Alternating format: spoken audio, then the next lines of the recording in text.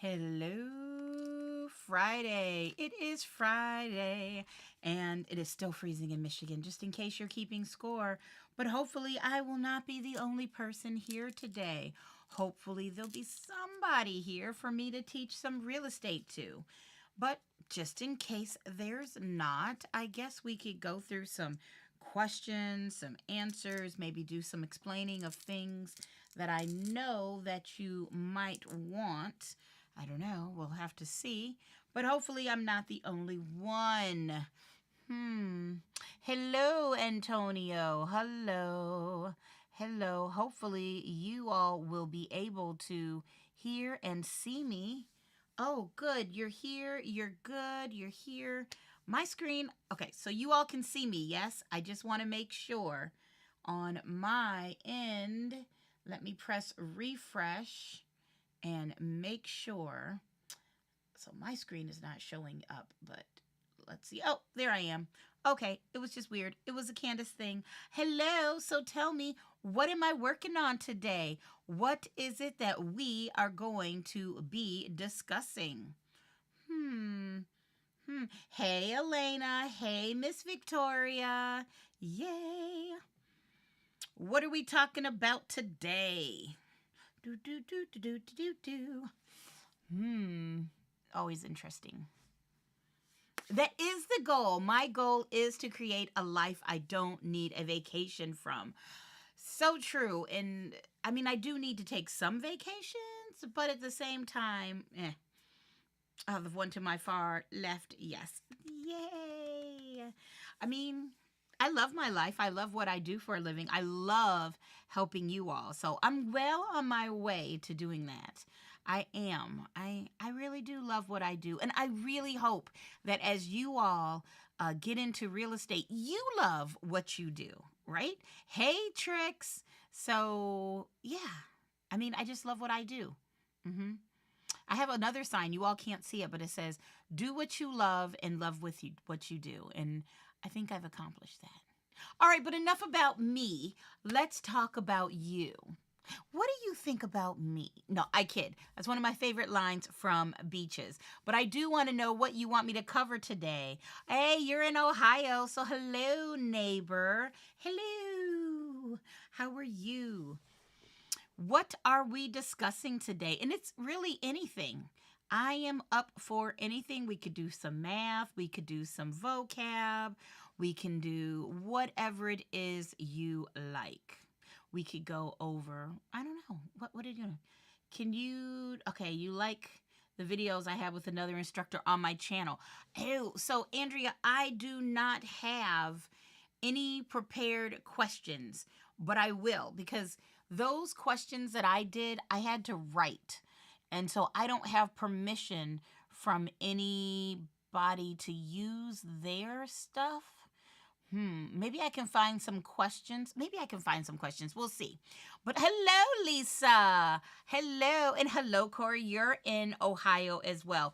Let's talk about cap rates. That was one of the things that somebody just said, cap rates, which applies to appraisals. So, Lisa, you said appraisal. So let's get down to it. Let's talk about it. Let me share my screen. And yes, that will be some math. That will be math.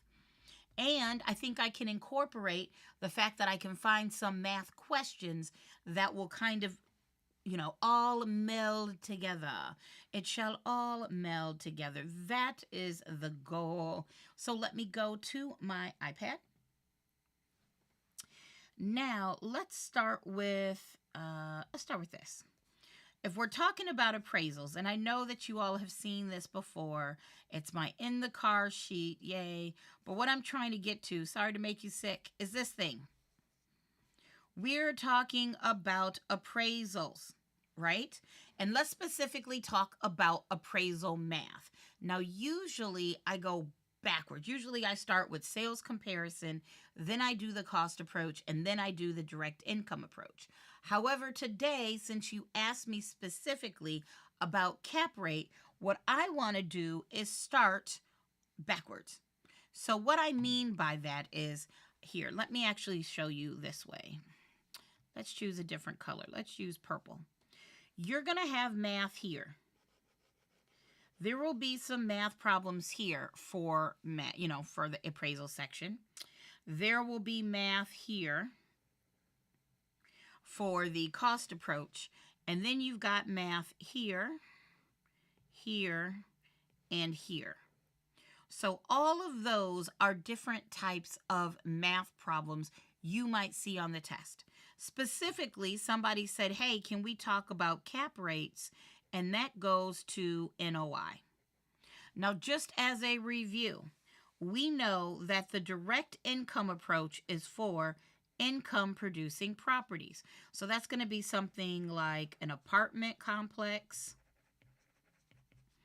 where you are coming up, you own the property so that, oh, you like the yellow roses, yay.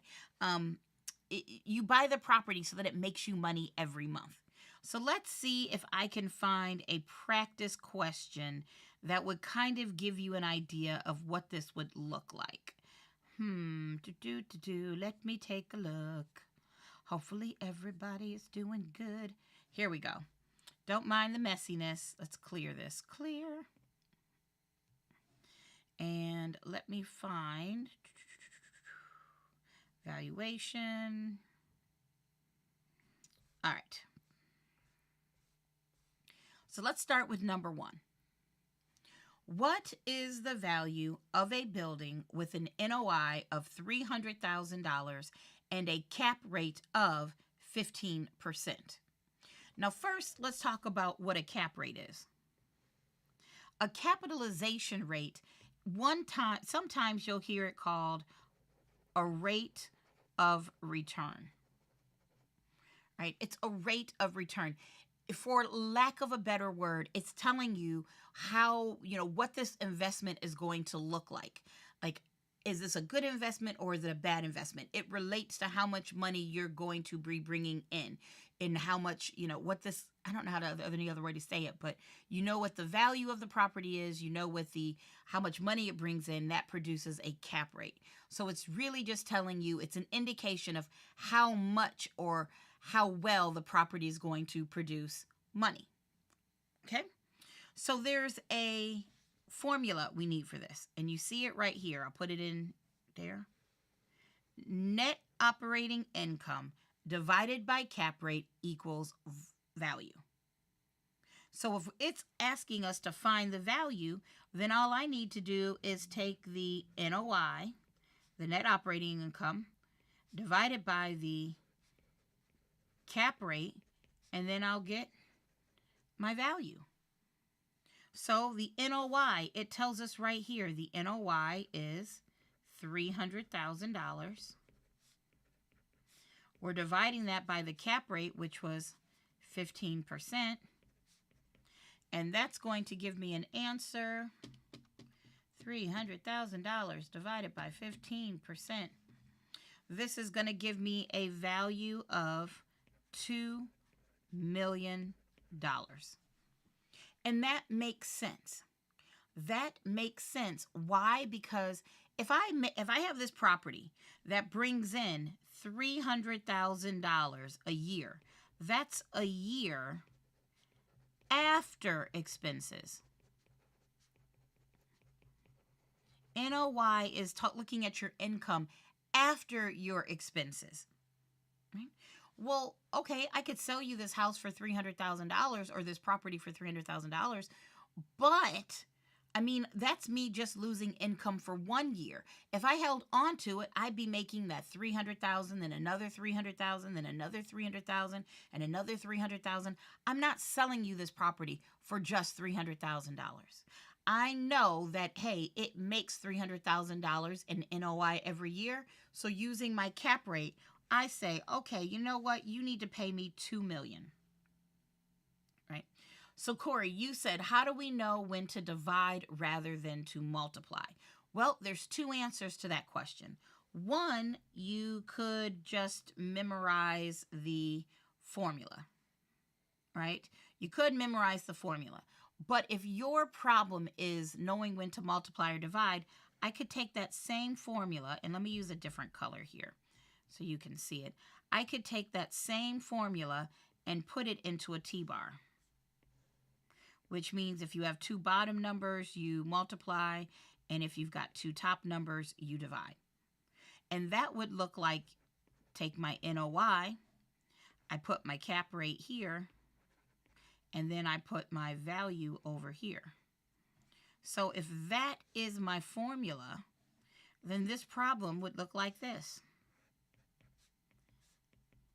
Our cap rate was 15%. We're looking for the value, and it told us the NOI was $300,000. So in a cap rate, since I have a top and I have a bottom number, I'm going to divide. I'm literally going to put in my calculator $300,000 divided by 15%. And I want you to remember TGIF, which means top goes in first. You put the top number in first. So, Corey, if you're having problems with that, then that might help. So let me show you number 2. It says, what is the cap rate if the NOI is $45,000 and the value of the building is $526,500? Well, I'll show you with the T-bar first. With the T-bar, I would just make my T-bar. I know up here is the NOI, down here is the cap rate, and over here is the value. So we're looking for the cap rate this time. It's telling me the NOI is $45,000 and the value of the building is $526,500. Well, again, with a T-bar, what we're doing is we're saying, hey, well, TGIF, you got a top, you got a bottom. So I'm literally putting into my calculator $45,000 divided by $526,500, and that's going to give us value. So value is equal to 45,000 divided by 562,500, and that gives me 0.08547, which would become 8.5%.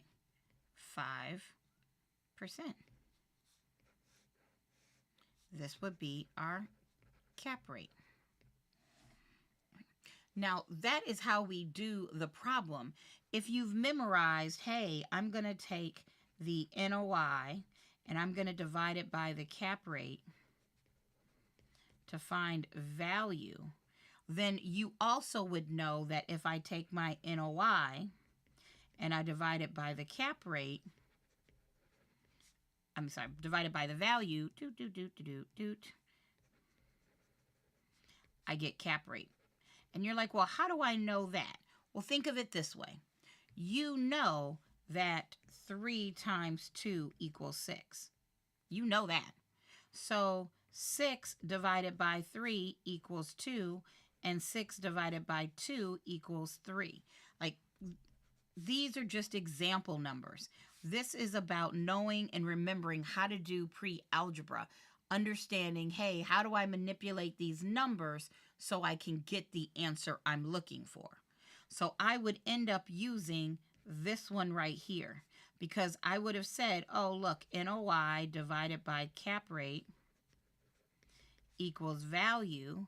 And then I would have said, oh, well, my value is $526,500 and my NOI is $45,000. So what I need to do is I need to solve this by going, hey, my cap rate is going to be equal to 45,000 divided by 526,500. I personally think sometimes for something like this, the T-bar. Now, the other thing I will say is the only other way to make this problem harder is to do something like number 3. And the thing about number 3 is that you still have the same formula. We take the NOI, we divide it by the cap rate, and then we get value. Now, when we look at this problem, an apartment complex has 20 units that rent for $950 a month and 15 units that rent for $800 a month. Vacancy and collection losses are 6% of gross income. The management fee is 8% of effective gross income. The property had the following expenses: $55,800 in debt service, $18,000 in maintenance repairs, and $60,000 in other operating expenses, and $80,000 in depreciation expense. If the cap rate is 10%, what is the value of the building? Rounded to the next thousand. I mean, that's a lot, y'all. But what are we looking for? We are looking for the value. This is what we're looking for. And we already know that, and I'm going to scroll this here. I'll put it right here. We know that our value is what we're looking for. And we know our cap rate is 10%. Oops. Doot. So now all I need is this NOI. Well, there's a formula for NOI. The formula for NOI is if you take your potential gross income and you subtract out vacancies, you get effective gross income.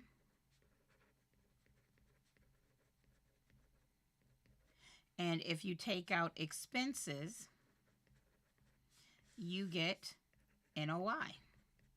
So we've got to take all the numbers from that problem, put it in here so we can get the NOI. Make sense? Oh no. I'm freezing? Oh no. Let's see.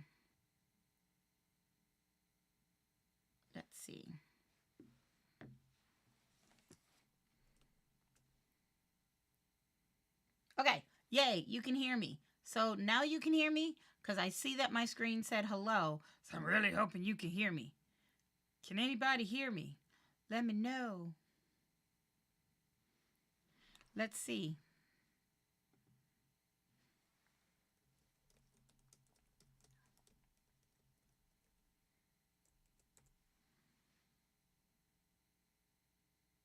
Okay, yay. All right, I'm making sure. Cool. Just making sure. Hello, hello, hello, hello.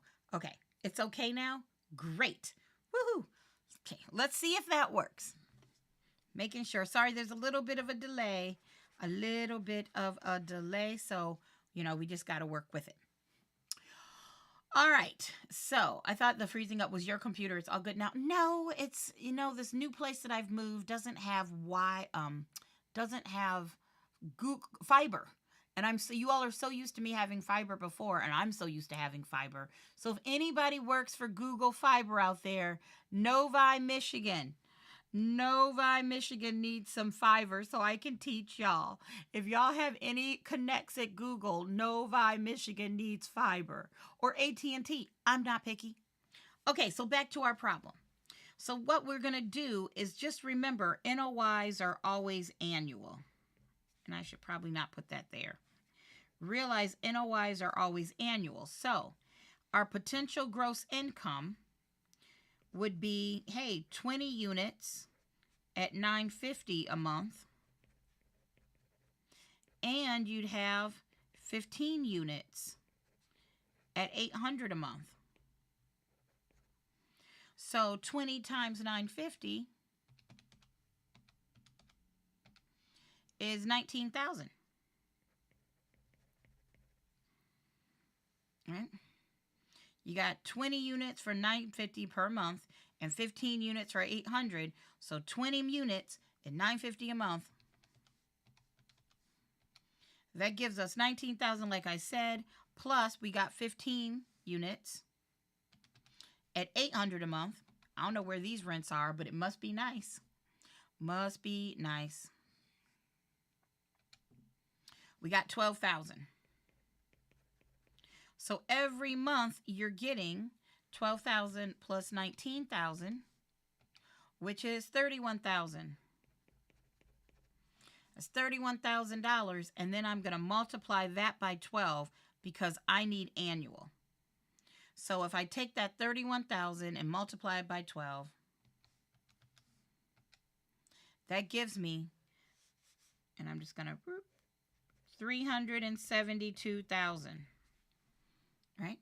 That is my potential gross income, 372,000.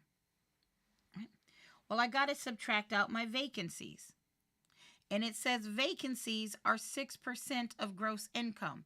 So I'm going to take that 372 multiplied by 6%, and whatever that number is, I'm going to take 372 and subtract that number to get my answer. So 372 times 6% is 22,320. So I'm going to do 372 minus 22,320, and that's going to give me 349,680. Or we know our vacancies are 6%, so if we subtract out this 22,680, our effective income is 349,680. Oh, 320. Helps if I do my numbers right now, doesn't it? This is 22,320, which gives you 349,680. Whew. This is your effective gross income. And now we have to take out our expenses. So our expenses are 8% management fee, right? And then it's going to be, we don't include debt service.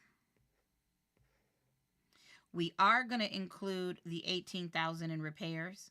We are going to include the $60,000, but we don't include the $80,000 in depreciation expense, right? So first let's find this 8%. And I'm just going to go down here. So I take this 349,680, multiply it by 8%, and that's going to give me 27,974. So I'm not going to do change. So we got to subtract out this 27,974. You didn't miss the party, Jasmine. The party was me going in and out. That was the party. That was the party today. We always assume everything is always annual. Always annual. All these numbers are always annual. And yes, so yes, if they're giving you these expenses that way, it's going to be annual.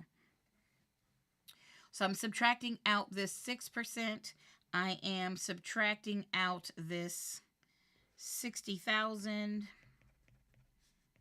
And I'm subtracting out this 18,000.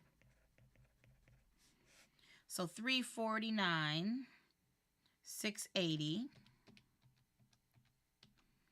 Subtract 27,974. Subtract 60,000.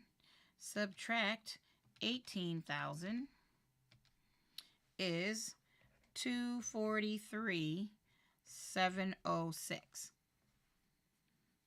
You're here to learn? Good. Oh, the math problems scare you? So here's the thing, guys.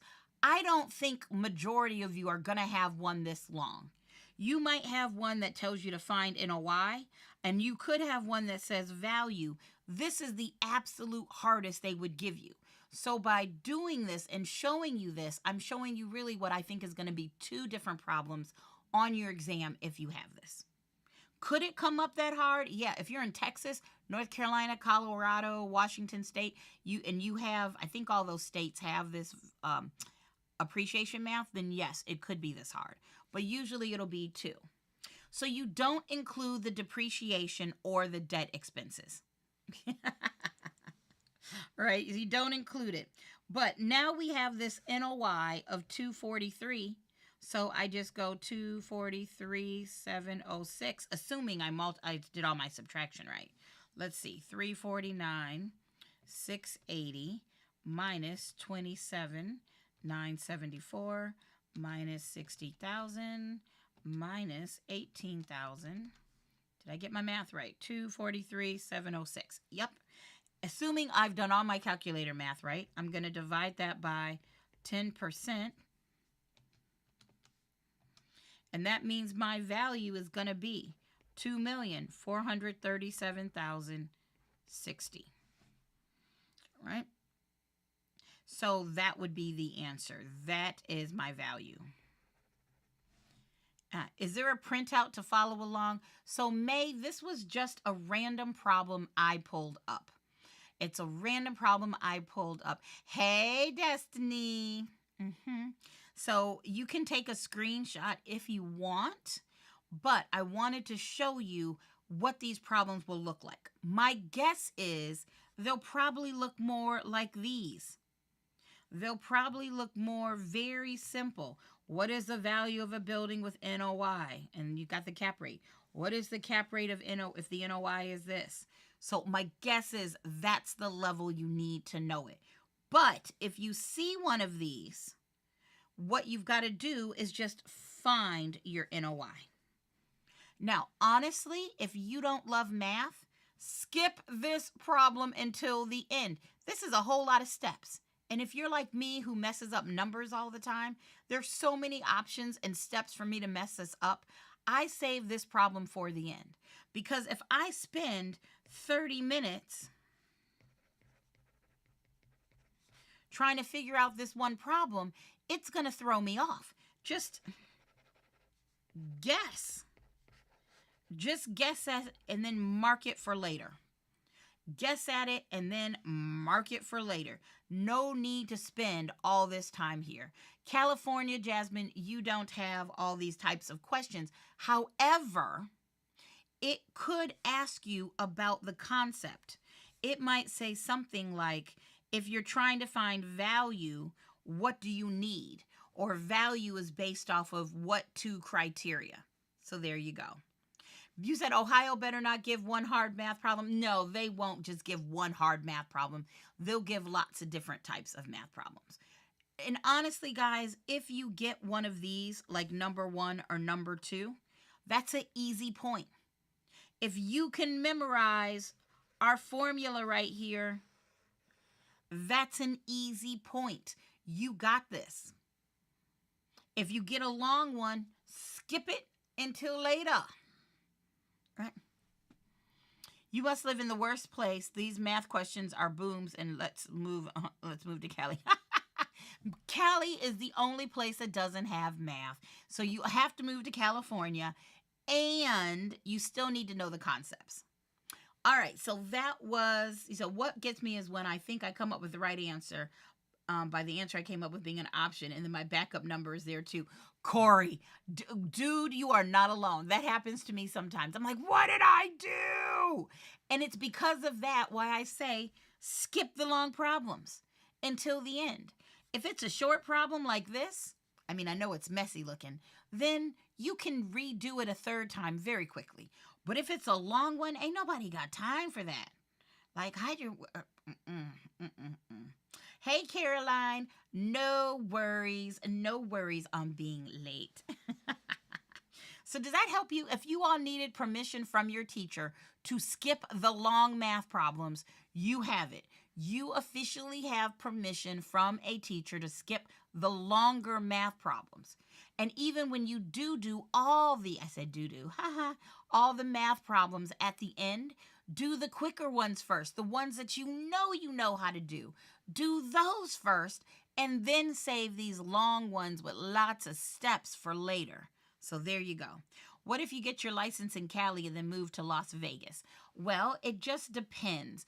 I don't know what Nevada's reciprocal policy is. But usually in most states, if you're licensed in one state, you just kind of have to take a test for that state's laws, but not all the time. Like Michigan, where I moved to, I have to take the whole pre-licensing and take the test again, even though I've been licensed for 20 plus years and I teach it. So, and yes, Lisa, you do have a lot of math in New York. So, oh, good. All right. So that was some math. That was some NOI. And Guys, I don't know. Some of you all in your states, you have tests on property management. And if you are tested on property management concepts, this is where this NOI comes from. This is a property management concept. So there you go. All right, I know there's a little bit of a delay, so I'm going to say, hey, somebody tell me what you want me to go over. Oh, okay, Destiny is with me. Anything with finance or the loan types like interim, construction loan, substandard. Okay, I can do that. Hold on.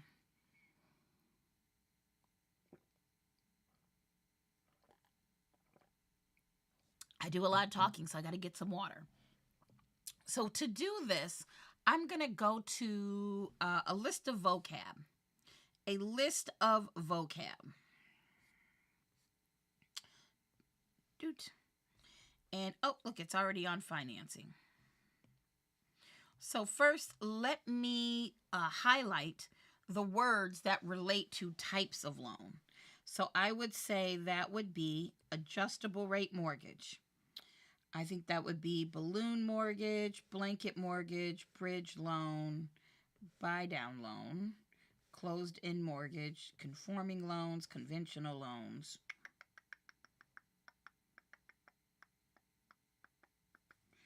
FHA insured loans, fixed rate mortgages, graduated payment mortgage.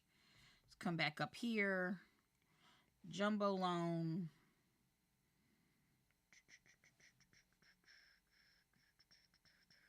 Opened end mortgage, non-conforming loan, package mortgage, purchase money mortgage, reverse annuity mortgage, second mortgage, and VA loans.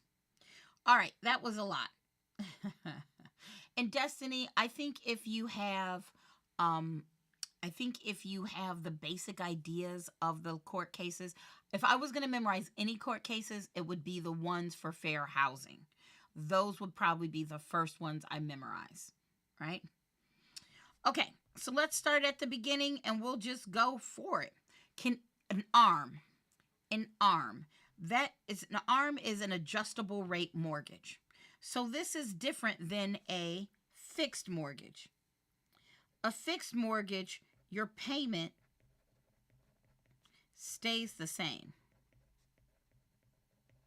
So for all 360 payments, assuming you had a 30-year mortgage, how much you pay every month stays the same because your interest rate stays the same. However, in an ARM, your interest rate can go up or it can go down depending on the market. Like right before class today, I saw that they said, I don't know what I was reading, but they said that the national average mortgage is at 6.86%, which is the highest since February. So if you're watching this later, it is currently May of 2025, and they're saying 6.86% is the highest since February of 2025. So in an ARM, when these rates go up and down, your payments go up and down. The interest rate is variable, right? That's what that means. Okay? And ERD 55, you said, what's the difference in paying points and a down payment? Not quite. So just because I saw it, points move your interest rate, and your down payment is the difference between the sales price and the loan. So you got a sales price, and then you have a loan, and the difference is your down payment. I hope that makes sense. All right. So that's our adjustable rate mortgage. Next, we have the balloon mortgage, and that's where you have these payments that are all the same, and then at the end, you have a huge payment. That's the balloon payment. Right? All right. Then you got the blanket mortgage, and that covers multiple lots. So I think of it like when you have a blanket, a large blanket, and you cover more than one person. Well, a blanket mortgage covers more than one lot. Can anybody tell me what a bridge loan is? I will be impressed. It is not one of those that I think a lot of you all know, but I will be impressed. What is a bridge loan? And I know that you have to, I know you got to give it a second.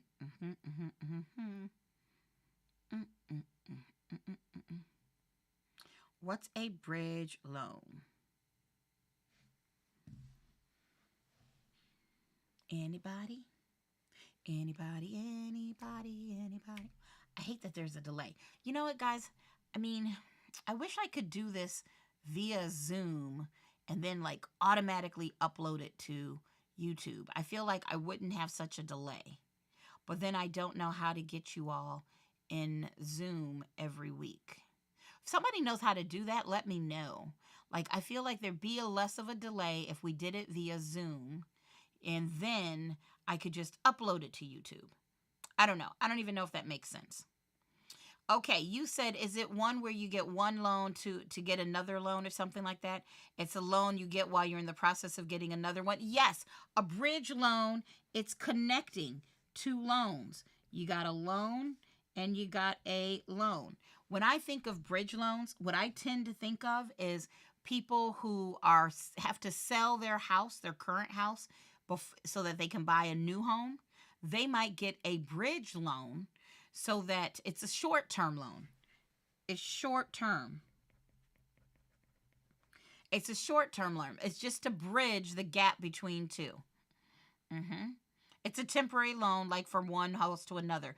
Exactly. I'm impressed with y'all. Hey, look at y'all being geniuses. Love it. Love it. All right. Now, a closed-end mortgage. I want to talk about closed-end mortgages in relation to open-end mortgages. So I'm going to leave this screen for a second. Usually, let's say there's a sales price of $350,000. And then you might get an LTV of 80%, which means your loan is going to be for 80% of 350. So I'm doing 350K times 80%. So that loan is going to be for 350 times 80%. And that's going to be $280,000. So somebody asked difference, what's a down payment? Well, if you're buying it for 350 and you're getting a loan for 280, then this $70,000, that is your down payment. That's your down payment, right? Now, here's the thing. This loan, in order to have a closing, the bank sends money to the escrow agent or the title agent or the attorney, depending on what state you're in. They send these loan monies there so that the buyer will have that money to give to the seller. All right? If you need a loan for $280,000, they're going to give you all of the $280,000 to buy the house. In theory, well, let me say this. This is a closed end because this $280,000 money order or check, however they give it to the attorney, that's it. You're not getting any more money from them. However, some people will say, you know what? Yeah, I want an 80% loan, so I'm going to need 280. But could you approve me for $325? Approve me for $325. I'm only going to take $280 right now. Right now, I'm taking $280. But that means that remaining $45,000, I can get it later. It's open end. Getting this is not the end.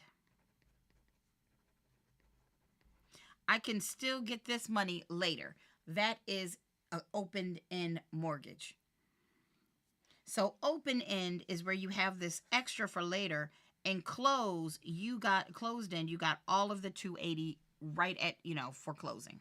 Does this make sense? Somebody give me a thumbs up or something so I know if it makes sense.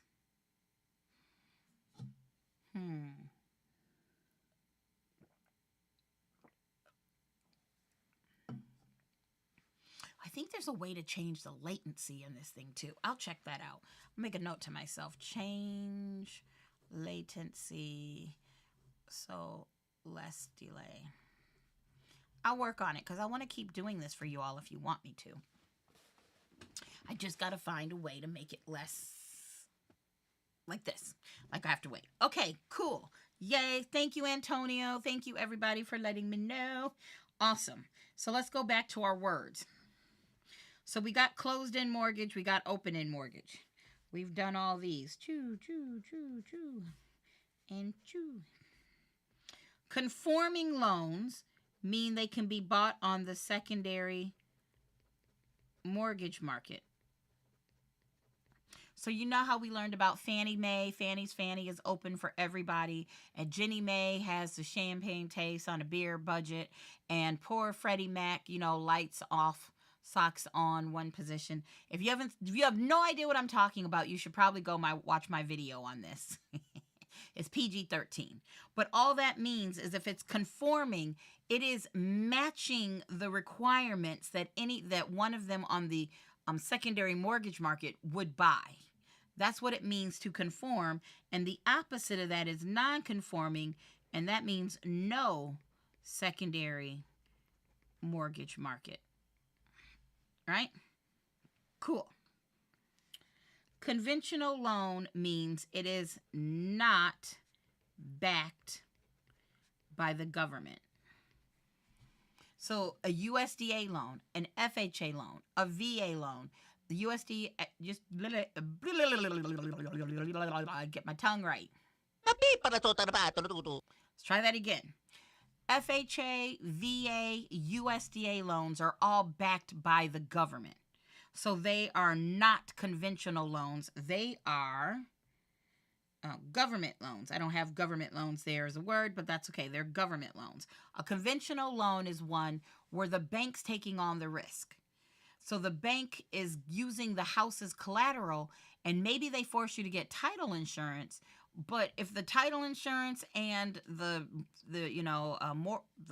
foreclosure sale doesn't cover all their losses, they're just SOL. The government's not giving them a bailout. So think of like a no bailout loan from the government.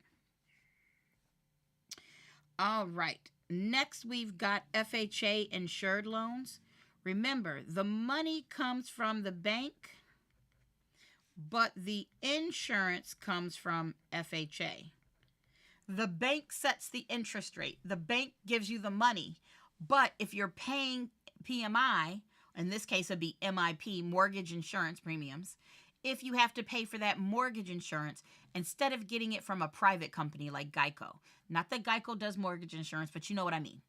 Instead of getting it from a private company, you would get it from FHA. Right? We did fixed rate mortgage. Yay. Let's talk about graduated payment. Well, remember in a fixed rate mortgage, your payment stays the same. In a graduated payment, you have a payment, and then you have some payments, and then you have payments, and then the amount will go up. And then it'll be a slightly bigger payment, a slightly bigger payment, a slightly bigger payment, and then it goes up. And then there'll be a slightly bigger payment and a slightly bigger payment and a slightly bigger payment, and then it's going to go up. And then it'll be a slightly bigger payment and it's like you're getting the point. So in a graduated mortgage, there's graduations. There's steps. Just like when you cook with the Pyrex thing, it goes from quarter cup to, third cup to half cup to those are graduations, or like on a graduated cylinder when you use that in chemistry class. Those are graduations, those levels, right? Let's keep on rolling here, guys. A jumbo loan, there's limits. If remember we talked about not non-conforming. We talked about conforming loans. Well, there's a limit, and this is a higher loan. Conforming loan limit. This loan is higher than that. And I don't remember what it is. Is it like $685,000 this year? Don't quote me on that. I think it's like $685,000 if you get a mortgage greater than maybe it's $860,000. I don't know. It's either $685,000 or let's just say $685,000 for right now. I'd have to look it up in my notes. But if it's greater than whatever this number is, it is considered a jumbo loan. And that means Fannie and Freddie and Ginnie won't touch it. Right? All right. A non-conforming loan we did. I can check that off. An open-end market mortgage we did. Remember, you can take more money later. A package mortgage is for real and personal property. So imagine I bought a condo at the beach. I don't have a condo at the beach right now, so I need total new decorations. So when I get this mortgage, it would be for the condo and the decorations. It is real and personal property. We like that. All right. Next, we have our purchase money mortgage, which is the seller is the bank. The seller is giving financing. And a reverse annuity mortgage is when the bank is giving money to the owner or the owners if there's multiple. So like my dad owns his house. If he needed money, he could go to the bank and get a reverse annuity mortgage. And every month they might give him $2,500 from his equity. Then, not that my father's ever dying, but if he ever passed away, which he's not, I would, as his heir, I would have to pay back that mortgage then. Now, I mean, I guess my siblings are heirs too, but nobody cares about them. They're not as important. I'm no special. But either way, love you smooches if you're listening, siblings.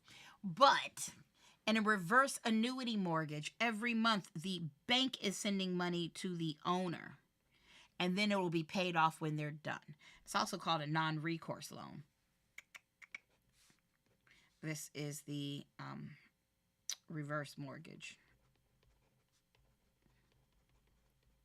Because non-recourse means a person is not responsible. The person that's the borrower is not responsible. So, all right, the secondary mortgage. Well, we know, let me come back here.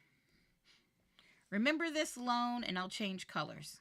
We wanted to buy something for $350 and we had to get an 80% loan, right? And that means we had to put $70,000 down.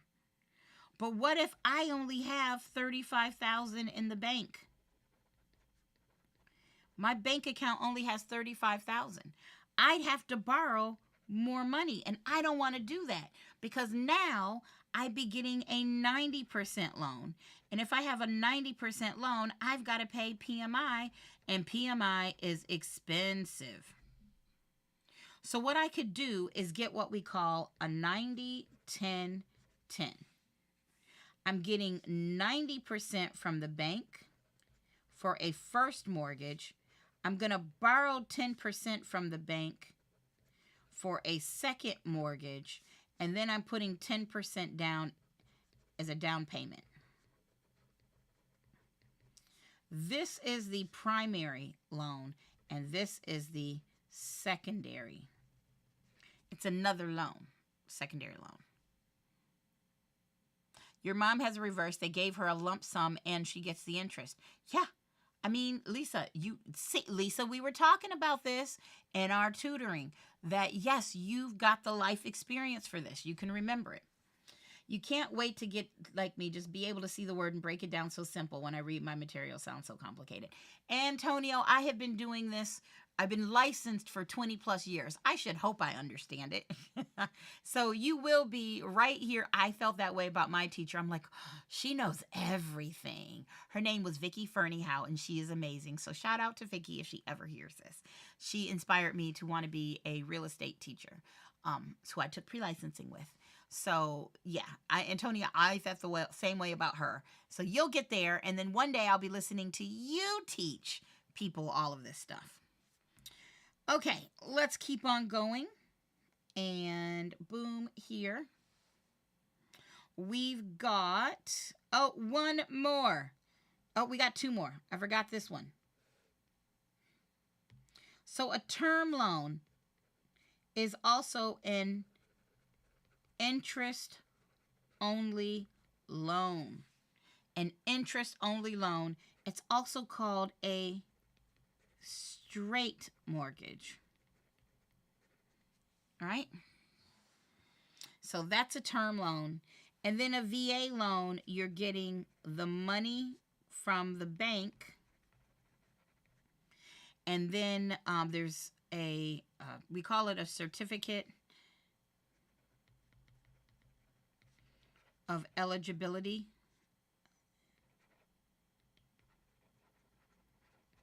So if you're a veteran, they'll guarantee a certain amount of money for you. So basically, this is the VA saying, hey, bank, if you give the VA this money, we guarantee that you won't have a loss. We'll pay back anything they don't. So there you go. Whew, that was a lot, but hopefully that helped. We went over, somebody had asked me to do all the different types of loans, and I mean, I just did. Which is pretty cool. I've never really kind of sat down and done it that way, but I don't know. Do you all like that? Do I need to do that more often? What kind of loan is the 90-10-10 called? I've just always called it a 90-10-10. I mean, it's a regular mortgage. It's either going to be fixed or whatnot. Usually the 10%, the secondary mortgage, will be shorter term at a higher interest rate. But that's still cheaper than paying PMI. So there you go. Oh, good. Very helpful. I love it. I love it.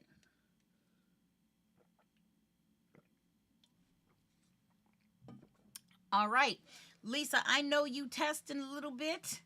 And is there anything I can answer for anybody? But especially everybody, send warm vibes to Lisa. She's testing. And it doesn't sound boring. I'm the goat. Baby goats. Have you seen you can have baby pygmy goats? I want a baby pygmy goat. Yeah. And apparently there's pigs with like curly fur, like hair. They're so cute. But that's my ADHD saying, this. So, yay. Oh, thanks, Andrea. Wishing Lisa some luck. Wishing Lisa all of the good vibes. All of the good vibes. See, they know you have it. You just got to breathe. You just got to breathe, breathe, breathe, breathe, right? And remember what I said. You are a winner no matter what happens. Part of me will be sad that I won't see you anymore, but I'll be so proud of you. And if I do see you, then okay, hey, it's a partay. And hopefully you don't mind that I told everybody to wish you luck. Hopefully you're okay with that. ERD 55, you're taking your test tomorrow. Oh my gosh, ERD, you are passing your test tomorrow.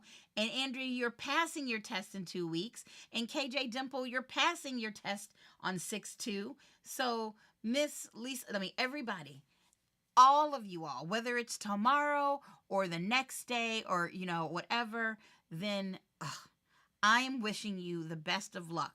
And no matter how you all do on your next exam, I will be here to praise you and to celebrate you when you pass. And until then, I'll be here to support you and help you learn as much as you need, right? We still come by Fri-YAYs. Oh, yes, because here's the thing, guys. When you pass, what I want to do is be able to help get your business started. Like when you need to ask a question, I can't do state specifics, but I'd be glad to give you my any insights I have, or if you have questions about, stuff, I want to be here to help you. So you all got this. Guys, I am going to say goodbye. It is almost 4 o'clock, right? Good luck to everyone. Smooches, I'm so proud. Look, y'all are doing the extra work. You come here to these and you're learning. And so, you know what? Maybe it takes you more than once or twice or 3 times. Maybe it takes you 11 times. Nobody cares as long as you get the license. And I'm here to help. So, guys, I gotta go. I hope you have a great Memorial Day. Remember, I will not be on our Monday webinar. I will be Memorial Daying. I will be vacationing. I know I have a life that I don't need to take. I know I said my goal is to create a life I don't need a vacation from, but I will be vacationing on Monday. It's a staycation. It's a staycation. But thanks, guys, for showing up. And I will work on some questions. Somebody asked if, like when me and Chris did the questions, I will see if I can get him to come. He said he would. So I will try to do that, and I will try to have some questions for you. Until then, I will see everybody on Tuesday. And if you need me, just email me. You know how to reach me. Bye, everybody. Have a great Memorial Day. Bye.